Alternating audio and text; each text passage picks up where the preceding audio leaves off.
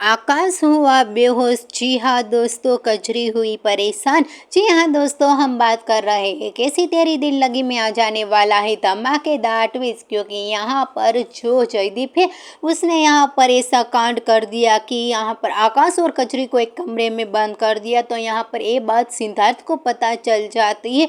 तो सिद्धार्थ यहाँ पर आकाश की ऐसी पिटाई करता है कि यहाँ पर जो आकाश है वो हॉस्पिटल में पहुँच जाता है। वो हो जाता है बेहोश और उसे काफ़ी ज़्यादा चोट लग जाती है। इसी वजह से यहाँ पर कजरी जो है उसे हॉस्पिटल में लेकर चली जाती है।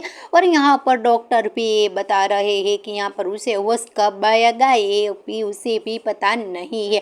अब यहाँ पर ये देखना इंटरेस्टिंग और धमाकेदार होने वाला है। या यहाँ पर आकाश आएगा होश में या फिर कजरी की चिंता और भी ज़्यादा बढ़ जाएगी। वेल, जो भी होगा उसकी अपडेट हम आपको देते रहेंगे। फिलहाल के लिए तो इतना ही, और ऐसी ही अपडेट देखने के लिए जुड़े रहिए हमारे साथ हमारे चैनल नेक्स्ट सो लेट में। Thank you.